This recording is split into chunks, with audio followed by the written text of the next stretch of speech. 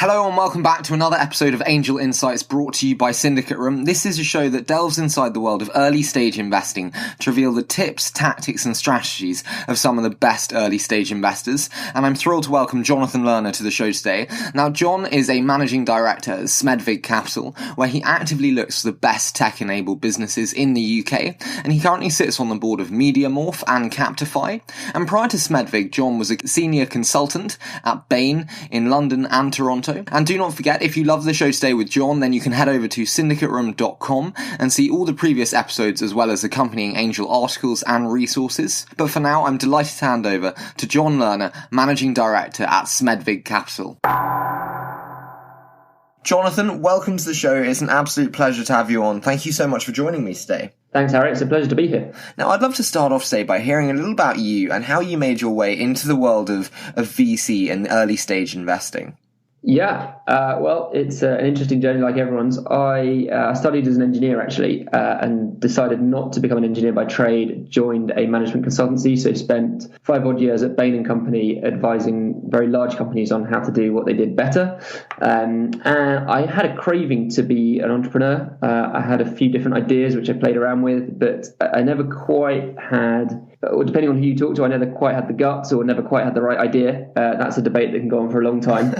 And so I actually wasn't looking to make a move from consulting at all, but one of my colleagues had made the move to VC, really enjoyed it, described it as sort of that really nice hybrid between being an entrepreneur and still having, a stable income and a job.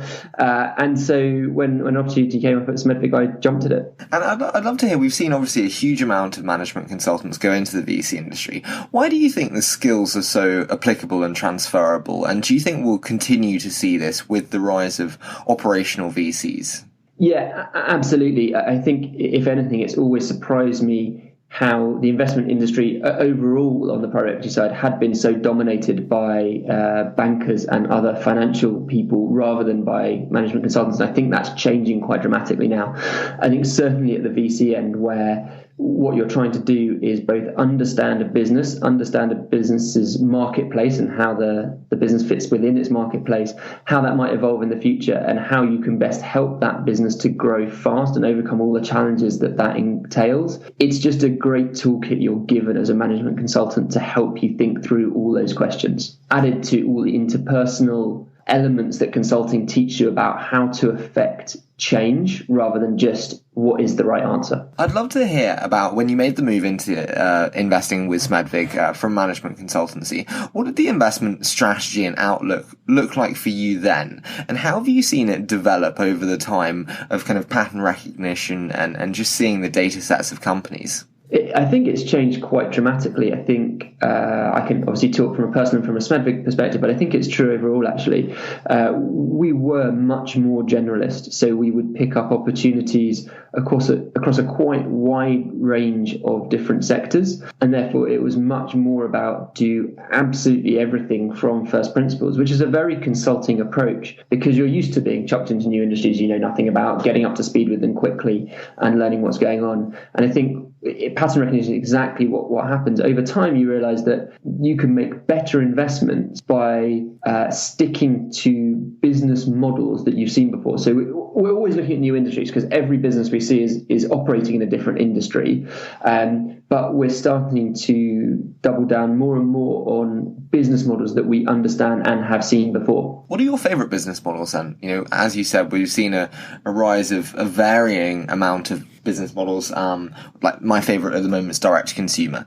So what business model are you most excited by now and really looking to deep dive on with Smedvig? So my favorite business model at the moment is B2B SaaS in the not super enterprise end of the scale. Small enterprise, large SME. And there's quite specific reasons for that. So I really like B2B SaaS because it is it's a great business model. It's very cumulative. If you've got a great product that people need, it becomes very sticky. The revenue adds year on year, and it's very high gross margin. And you can solve problems that people really have, and that's getting applied now to more and more niche industries, which are very interesting. And the reason why I say not at the super enterprise scale is because SaaS is great, but if you're trying to sell very, very large SaaS implementations, it can become a very long sales cycle again. And that's fine once you're a big SaaS business, but when you're small, the long sales cycle, the temptation to do customization for your big clients can be quite disruptive and destructive to the business. I'm really intrigued by that, because it's always something that I debate in terms of the varying sales cycles, lengths, and actually, with the differing ticket lengths. And SMEs, I'm never quite sure how much shorter it is for the lower ACV. What's your take on that and the actual regulatory hurdles around securing those big SaaS clients? So I think you're absolutely right that when you get to the small clients, you start to get diminishing returns as well. It's very, very expensive to sell to lots and lots of very small ACV clients. So you need to, I think there's a sweet spot in the middle, frankly, where they're big enough businesses that you can sell to them on a reasonably short time frame, because what you're delivering is quite simple and it's pure SaaS, and they can turn it on and they can touch it and they can feel it, and so you can implement it quickly. But it's not so big that you're trying to organise a £5 million contract that requires authorisation all the way up to the CEO, and every single person in the whole business will get involved in the decision. In terms of kind of a rigid investment thesis and a vertical specialisation like you're interested in B2B SaaS, how do you kind of retain that interest without shutting off the wider world in terms of business models, sectors? How do you retain that open vision? So I think sector is really interesting. One of the great things about B2B SaaS is that in terms of the sector outlook, i.e. the industry that they are selling into, that's a new one every single day. So you end up with actually very, very broad exposure to the end industry, even though the industry that you're sort of focusing on directly is quite niche. I think, as I said, because we are, whilst we're focused on that, we're not uniquely focused on that. So we do end up looking at other business models as well, quite a lot. I guess there are other people in the team who are more open to looking at things that have various different business models, which is pretty helpful actually, because it is nice to have that mix. I'd say we have done some consumer stuff over time. You'll remember that we backed Streetcar, which got sold to Zipcar, but I'd say we have less knowledge of B2C investments than we have of B2B. And it's interesting to hear that one of your passions is B2C. I love B2C businesses. I love looking at them. I love exploring them. I love thinking about them. Ultimately, often I find the investment tricky because a lot of it is based on metrics that aren't there yet. So they're based on your knowledge and judgment and perception of what the metrics will be when the business scales a little bit more. Whereas B2B, that's typically not true. You back a business that already has the right metrics in place. No, I do agree with you. But I do also have a pet hate of when people say SaaS investing is just investing from a spreadsheet. I can't stand that. But I also have a passion for customer success. That's another one for me. Absolutely critical. Yeah. I don't think it's proliferated in the UK at all, though. In the US, everyone has a head of customer success, a customer success officer. I don't see it much in the UK. Are you seeing it a lot with your SaaS portfolio companies? Probably not enough is the answer. I think people do need to spend more time thinking, how do we get people to win? And that will drive further usage and drive our product to be better, because the more we're telling people how to win, the more we're hearing what they want from our products. There's a really positive feedback loop there.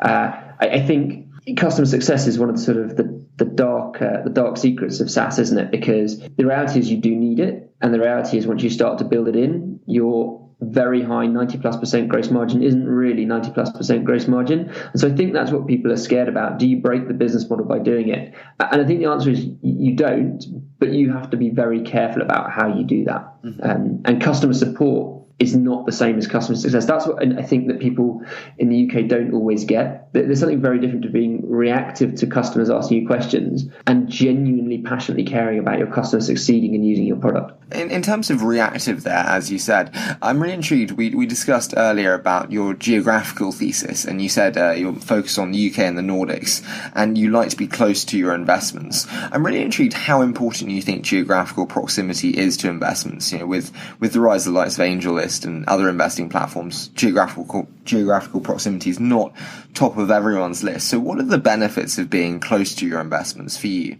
So I think for us, we're trying to operate a model where when the top team are trying to grapple with some thorny issues, we're seen as a friendly face to pick up the phone to. And ultimately, that's not about what it says in a legal document. It's not about your ownership status of the business. It's not about your directorship status. That's about personal relationships. And the only way you can build them is by spending time with people.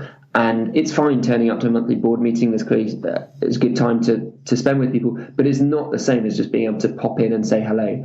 And so I find my relationship with businesses that are, let's say, in London, is very different to a relationship even to a business, let's say, in Manchester, because then a visit is scheduled.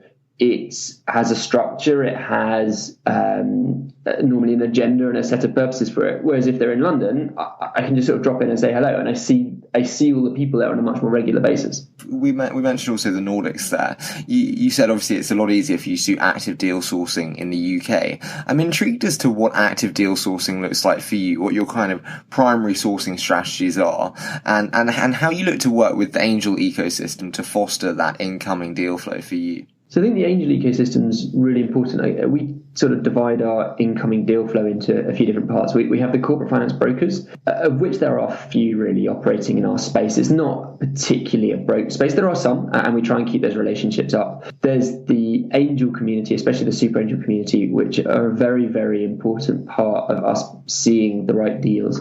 And for us, that's about knowing the right people, making sure that we're seen as a friendly face for angels, so someone that they would desire to have as an investor within the businesses that they've backed.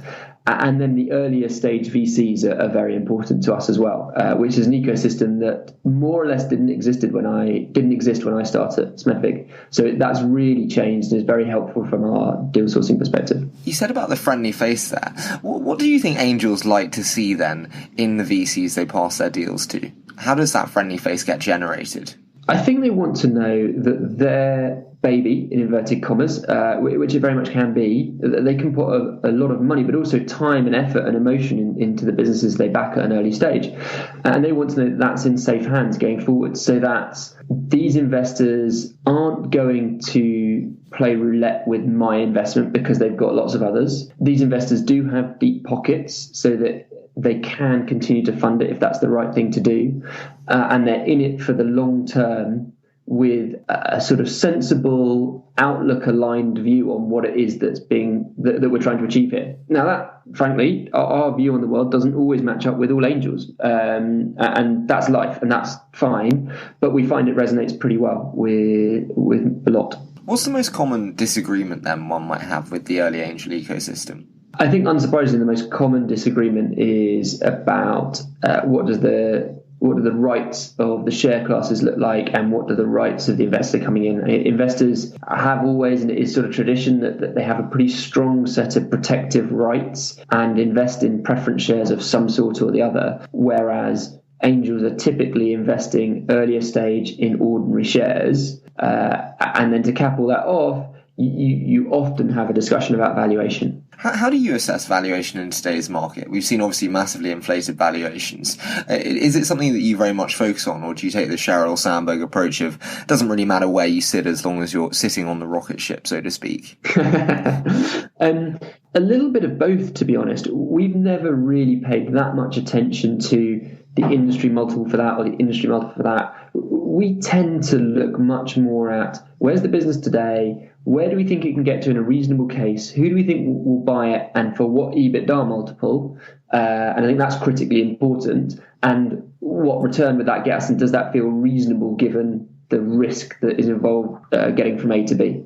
And so I think we've probably lost out on quite a few deals through the bubble, but I think we feel like we haven't particularly overpaid for the investments that we go into. I think it does make it challenging for us to do later stage deals where they tend to get very highly priced, because what we won't accept is this is a rocket ship and it's obviously going to be worth £1 billion. I think we really struggle with that. In terms of the exit strategy you said there, what are the most common exit strategies you expect for portfolio companies? Is it the IPOs? Is it the strategic acquisitions? For, if you've got to focus on B2B sales, is it the acquisitions by the Marketos and the Salesforces of the world? What's your kind of common preference and expectation for portfolio companies in terms of exit strategy? So I'd say historically 50-50 between trade and other private equity firms. And I don't think we really have a preference between the two. In a market that is good, if we're selling to a private equity firm, that can be a very clean transaction. They know how to transact. They are very good at it. Having said that, if you're selling to a sales force, they also know how to transact and are very good at it. I think what we find with trade sales is where you're transacting with someone who gets very excited about an asset but isn't used to transacting, that can be more complicated. On the exit strategy side, obviously exits,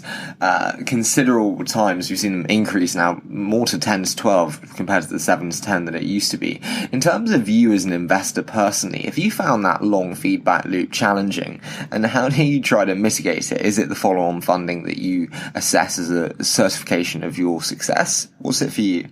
Yeah, I think that's a really interesting question. We're very lucky that we have LPs who take a very long-term view, so we don't have the pressure from above saying you must exit. We have the pressure from the above saying you must create value. So if we're an investment that is through break even, so is not needing our funds to continue going and is continuing to grow, I guess we're a little bit more relaxed about when the exit comes. We're definitely very focused on whether strategically that business is past its peak or getting towards its peak. We've definitely made that mistake in the past where we've had a business that is growing very well, growing EBITDA very quickly, but we end up selling it too late because we're very focused on watching that EBITDA go up. And by the time it gets to sale, you end up selling it for a much lower multiple of a bigger EBITDA, but the net is not value creative. So we're very mindful of that. But the fact that we can continue to back businesses that we think are great and well strategically positioned, even if they're not through break even, is very helpful for us to be able to create that long-term value. You said obviously about past its peak there. I'm intrigued with regards to companies that don't get to that peak and are clearly struggling. There's kind of bridge round after bridge round. How do you, which we see more and more today, how do you look to provide an honest feedback loop whereby we also mentioned follow-on funding, whereby they come to you for follow-on funding and it's not working? How does one look to describe that situation to a founder in that situation where it's not working? I think it's really difficult, and it depends why it's not working and how identifiable that is. And we've probably seen every different shade of that along the way. I think sometimes you have to have the adult conversation with the founder about, is this the right team leading the business?